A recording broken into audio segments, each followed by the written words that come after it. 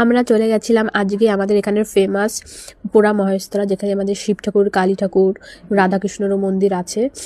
আর আমাদের এখানে গ্রামে মানে ভীষণই সবাই এটা জানে এখানে পোড়া মহেশতলা। তো আমি 2 বছর ধরে আমি মানে গ্রামে যতবার যাচ্ছি, 1 মাস মতন বা 2 মাস মতন যেই কয়দিনে থেকেছি, প্রত্যেকবারই পুজো দেওয়ার জন্য সোমবার করে কোনো আজ পর্যন্ত টাইম হচ্ছেই না। এই 2 বছর ধরে, এই বছরও টাইম হয়নি। আমি আর 2 দিন পরেই চলে যাব বোম্বে, তো তবুও টাইম হচ্ছে না।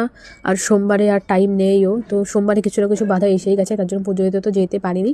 তার জন্য আমরা 3 জন মিলে এখন আমরা বেরিয়ে গেছিলাম পোড়া মহেশতলা যাওয়ার জন্য, যে সোমবারে তো পুজো দিতে যেতে পারছি না, কিন্তু এমনি যেয়েই আমরা ঘুরে আসি। তো তার জন্য এখানে আমরা গিয়েছিলাম পোড়া মহেশতলা, যেইটুকুনি দর্শন করে এসেছি। যেহেতু আমি 2 বছর ধরেই ভাবছি সোমবারে যাব, কিন্তু সোমবারে এমন 2 বছরেই আমি যতদিন থেকেছি, তবে সোমবারটার সেই সোমবারই পুজো দিতে যেতে হয়, আর সেই সোমবারেই এমন একটা জিনিস মানে এসেই গেছে যে পুজো দিতে আর যাওয়া হয়নি। যাই হোক, এখানে কিন্তু এই বটগাছটা আছে, বটগাছ বোধহয় না কি গাছ ঠিক জানি না।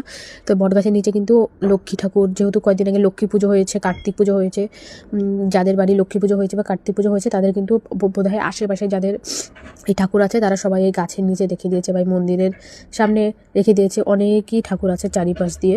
এই দেখো, এখানে আবার অনেক কার্তিক ঠাকুর, যাদের বাড়ি ছিল সরস্বতীও ঠাকুর না, লক্ষ্মী ঠাকুর আর কার্তিক ঠাকুরটা সব থেকে বেশি আছে এইখানে। তো আমরা চলো সব ঠাকুরের দর্শন করে তারপরে আমরা তারপরে বাড়ির দিকে যাব। চলো, এইবার তো যাওয়া হলো না, দেখি পরের বছর আমি সোমবারে ঠিক আমার টাইম হয় কি না হয় পুজো দেওয়ার মতো। তো আসতে পেরেছি, কারণ অনেক দিন এর আগেও ভেবেছিলাম আসবে, আগের বারও, কিন্তু তবুও আসতে পারিনি। তো ভাবলাম এইবার এসেছি যখন, এইবার আমি পুজো দিতে যেতে পারিনি, কিন্তু এমনি মন্দিরটার দর্শন আমি করেই আসি। তো তার জন্য ওদেরকে দুজনকে বলে তারপরে আমরা এসেছিলাম।